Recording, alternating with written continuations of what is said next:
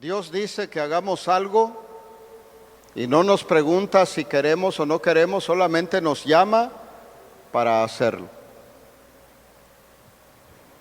Y de la vida de Saulo, de la vida de Pablo, yo extraigo para ustedes en esta mañana por lo menos tres consideraciones, tres aspectos del llamamiento divino. La primera consideración o el primer aspecto tiene que ver con el hecho de que el llamamiento tiene como base primeramente la salvación del Señor. Nadie puede ser llamado a servir a Dios si primero no ha sido salvo, si primeramente no ha tenido un encuentro personal, íntimo con el Señor. El inicio de la vida de Saulo, de la vida cristiana, fue marcado por un acontecimiento que ya hemos leído en los versículos 1 al 9, que marcó su vida para siempre y le hizo dar un cambio de rumbo total, absoluto, a su proyecto personal de vida. Y cuando miramos el final de la vida de este sujeto, de este hombre, hallamos que él ya está para morir, pero él habla con la satisfacción del deber cumplido. He peleado la batalla, he guardado la fe, he acabado la carrera. Me está reservada ya la corona de justicia. Y no solo a mí, también a los que aman su venida, pero el sentimiento del deber cumplido, de haber hecho lo que tenía que hacer en su vida. Esa fue la experiencia apostólica, un inicio de vida cristiana marcado por una experiencia muy espectacular, muy única, y un final de su vida con la satisfacción de haber hecho lo que tenía que hacer. Tratemos de aplicar eso a nuestra vida, mis hermanos. Miren, el encuentro con Cristo nos impulsa a cambiar las prioridades y deseos. Todos los que estamos aquí, que hemos sido llamados por el Señor para servir en la obra, si no todos, la mayoría teníamos un proyecto de vida. Teníamos un plan que queríamos realizar, que queríamos llevar adelante.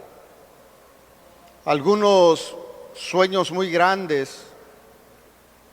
Pero cuando nos encontramos con Cristo,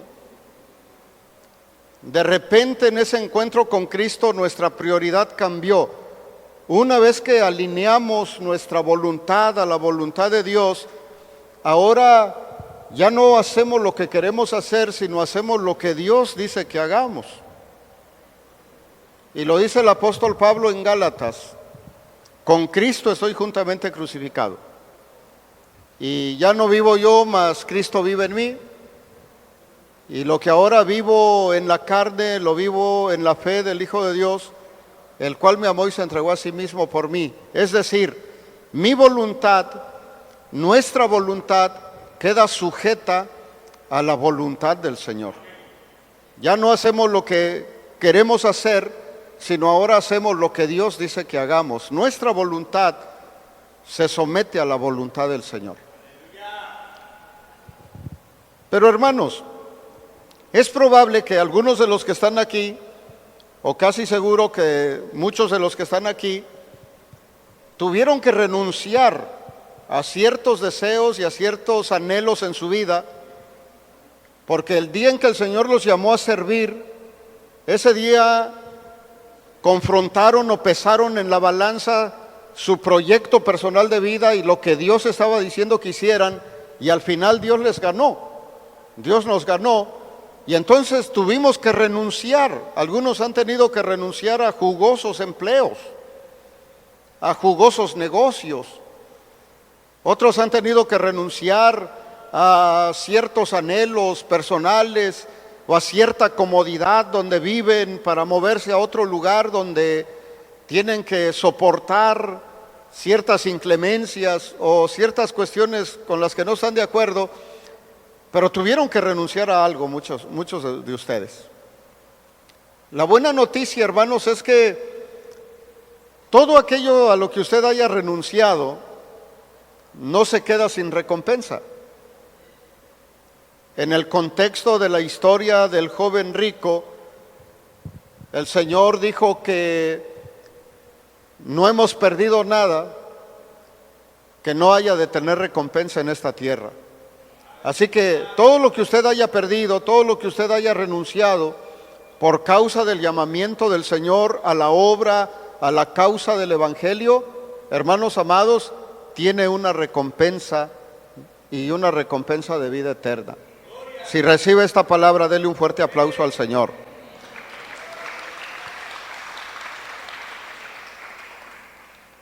Lo primero que les invito para cerrar esta nota es, hermanos, permanezcan agradecidos con Dios, porque antes de llamarlos, nos ha salvado para la gloria de su nombre.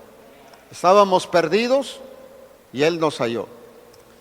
Necesitábamos salvación y Él nos rescató, nos salvó. El aspecto soteriológico.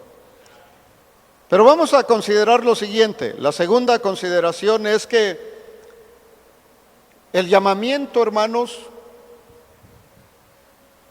trae consigo un propósito definido,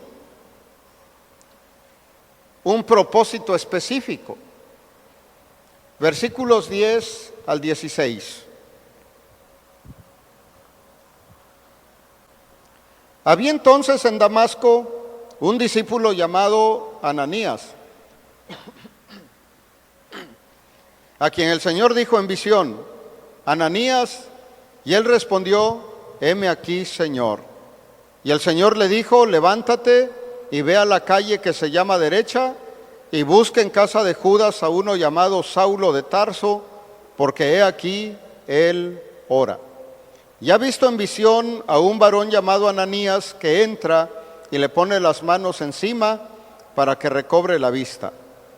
Entonces Ananías respondió: Señor, he oído de muchos acerca de este hombre, cuántos males ha hecho a tus santos en Jerusalén, y aún aquí tiene autoridad de los principales sacerdotes para prender a todos los que invocan tu nombre.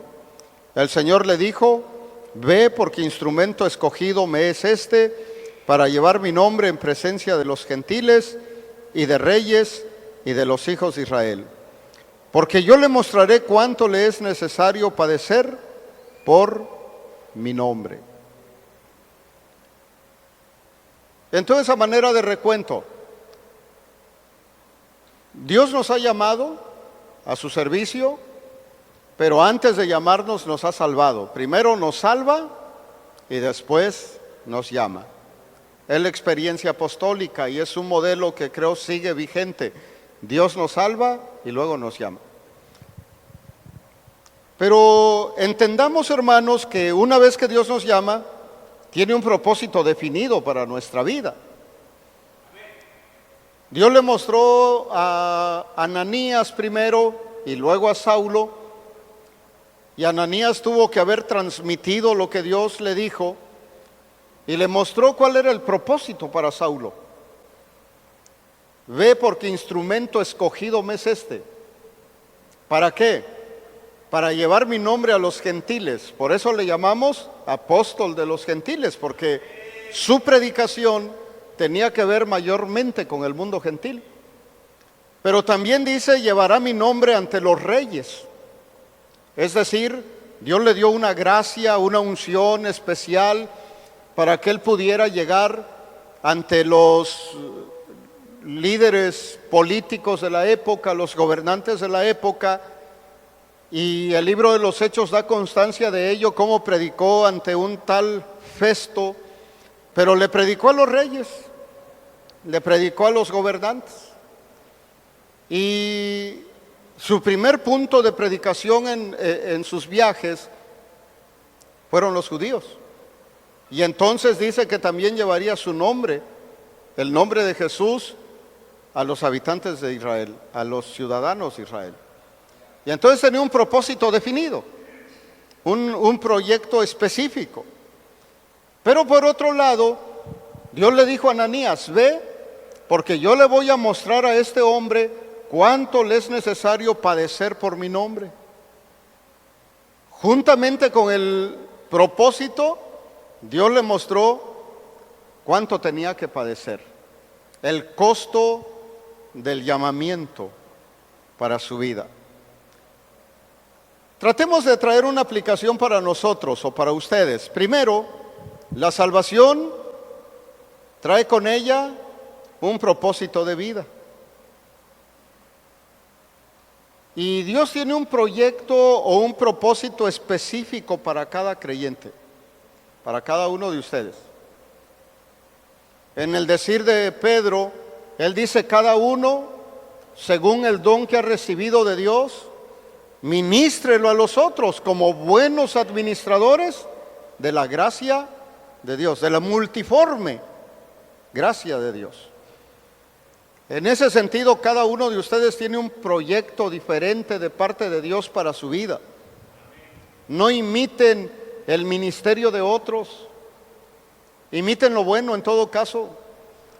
No tengan envidia de lo que Dios esté haciendo con otros hermanos, porque Dios lo llamó a usted y Dios tiene un proyecto específico para su vida, para su ministerio. Cumplir el propósito de Dios para nuestra vida, eso es lo único que trae satisfacción a la persona que ha sido llamada. Mis amados, podemos tomar tiempo y dedicarlo a otros quehaceres en la vida, a otros propósitos, pero una vez que el Señor nos llamó, lo único que nos va a dar satisfacción en la vida es cumplir con el llamamiento de Dios en nosotros. Lo único que nos va a dar felicidad y tranquilidad y gozo y satisfacción es ubicarnos en el proyecto o en el propósito que Dios tiene para nosotros. Pero también debo decir que el propósito divino es acorde a nuestra personalidad y acorde a las necesidades del reino, y el llamado de Dios tiene su origen en la omnisciencia de Dios. Es decir, Dios conoce su carácter, Dios conoce su persona, pero también conoce las necesidades que hay en la obra, en el reino, en el contexto eclesiológico y en el contexto misionológico. Dios conoce las necesidades, y entonces Dios lo lleva a usted donde sabe que usted va a ser útil, y ahí donde usted puede ser útil, ahí Dios lo pone y ahí Dios lo respalda. Ahí Dios hace algo con su vida. Hermanos amados, cumplir el llamamiento de Dios tiene un costo. En el caso de Saulo fue: ve y dile que tiene un proyecto y yo le voy a mostrar, dijo Dios, cuánto le es necesario padecer por mi nombre. A la luz de la revelación bíblica, esos hombres y mujeres de la palabra, algunos pagaron un costo de renunciar y de ser abandonados quizás por la gente y demás, pero algunos llegaron a un nivel del sacrificio supremo de dar la vida por Cristo, de dar la vida por el Señor. Y el costo del ministerio, el costo del llamamiento, a veces es muy alto, pero cuando Dios nos exige algo, es algo que sí podemos pagar o podemos dar, de tal manera que Dios nos llama a cumplir un ministerio, pero también nos da la gracia y la fortaleza y la sabiduría y todo lo que podamos decir para poder cumplir dignamente el llamado del Señor. Entonces, número uno, el Señor salvó a Saulo, y una vez que lo salvó, lo llamó para servir. Pero en segundo lugar, Dios llamó a Saulo y lo llamó con un propósito definido. Y aplicando eso a nuestra vida, el Señor nos llama, nos salva primero, luego nos llama, pero una vez que nos llama nos dice o nos marca un propósito bien específico para cada uno de nosotros. Ahí donde Dios nos ponga y a lo que Dios nos llame, hagamos eso y Dios nos va a respaldar, hermanos. Denle un fuerte aplauso al Señor.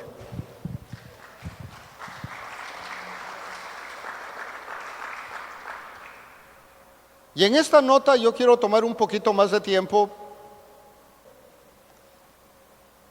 Versículos 17 al 19. El ministerio, hermanos, se ejerce con la llenura del Espíritu Santo. Versículos 17 al 19.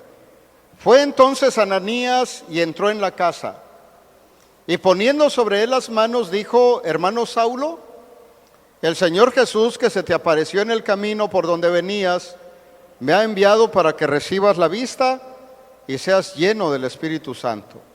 Y al momento le cayeron de los ojos como escamas, y recibió al instante la vista, y levantándose fue bautizado.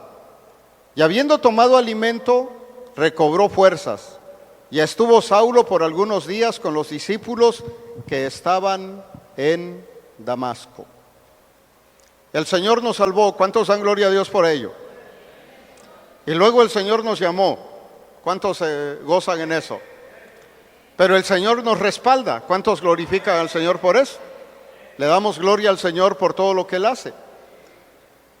Pero siguiendo el modelo del llamamiento de Saulo o de Pablo, lo tercero que hay ahí en su llamamiento es la llenura del Espíritu Santo, hermanos.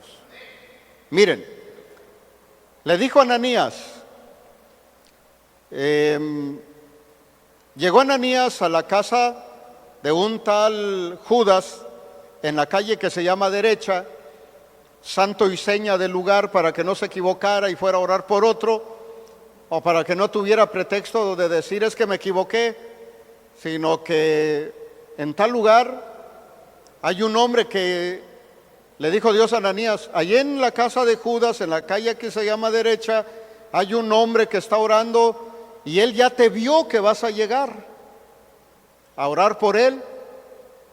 Y entonces cuando Ananías llega, dice, fue entonces Ananías, entró en la casa y poniendo sobre él las manos, dijo: hermano Saulo, el Señor Jesús, que se te apareció en el camino por donde venías, me ha enviado para que recibas la vista y seas lleno del Espíritu Santo. Note bien que el texto no menciona que Saulo haya hablado en lenguas o que haya sentido piel de gallina, así chulito, dijeran ahí en mi rumbo, como buen oaxaqueño decimos chulito, ¿no? O cuando está enojado un oaxaqueño, en vez de decir estoy enojado, dice tengo muina. Bueno, aquí entra Ananías y le pone las manos y le dice: el Señor me envió para que seas sanado, pero también para que recibas el Espíritu Santo. Necesito ayudarme de manera interpretativa o hermenéutica en otros versículos. Y entonces usted en el capítulo 8 de los Hechos encontrará en el 17, versículo 17, que Pedro y Juan pusieron las manos sobre los habitantes de Samaria, y cuando hicieron eso, los samaritanos comenzaron a hablar en lenguas por la llenura del Espíritu Santo. Y entonces cuando usted lee el capítulo 19, versículo 6, usted va a encontrar que Pablo, una vez que les da la doctrina sobre el Espíritu Santo, pone las manos sobre ellos y los habitantes de Éfeso comienzan a hablar en lenguas y a profetizar. Entonces, apoyándome en esos textos, yo entiendo que cuando Ananías pone las manos sobre Saulo, lo que Saulo recibió fue el bautismo en el Espíritu Santo. Comenzó a hablar en lenguas. Debió haber hablado en lenguas. Ahora, ¿Qué pasa más tarde o más adelante en la vida de este individuo? Cuando él escribe a los hermanos de Corinto, la primera carta, en el discurso o la disertación sobre los dones, él explica y dice: yo doy gracias a Dios porque hablo en lenguas más que todos vosotros, más que todos ustedes. No estaba diciéndolo en un tono de burla o de reproche o de presunción, lo estaba diciendo en un tono didáctico, de enseñanza. Les estaba diciendo que era necesario permanecer en la glosolalia o en el hablar en lenguas. Una vez que una persona ha sido llena del Espíritu Santo, lo ideal y lo correcto y lo que se espera es que permanezca en ese fluir en lenguas todos los días de su vida, de manera continua, de manera permanente. Entonces, ¿cómo ejerció el ministerio Saulo? Lleno del Espíritu Santo. Por lo menos cuando se habla del primer viaje misionero, en su primer lugar de misión, dice que el Espíritu Santo les iba guiando. Y cuando inicia el segundo viaje misionero, el Espíritu Santo iba guiando. ¿Cómo ejerció el ministerio Saulo? Lleno del Espíritu Santo. Entonces nos queda el modelo, el paradigma, el ejemplo. Vamos a ejercer el ministerio, hermanos, el llamamiento de Dios, vamos a ejercerlo llenos del Espíritu Santo. ¿Cuántos reciben esta palabra en esta mañana? Póngase de pie, por favor. ¿Y qué le parece si ahí donde se encuentra le dice: Señor, lléname de tu Espíritu Santo, lléname de ti? Gracias por llamarme, gracias por salvarme, gracias por darme un propósito de vida, pero ahora yo te ruego, lléname, úsame, yo estoy aquí, voy a permanecer sirviéndote. Empezamos a orar.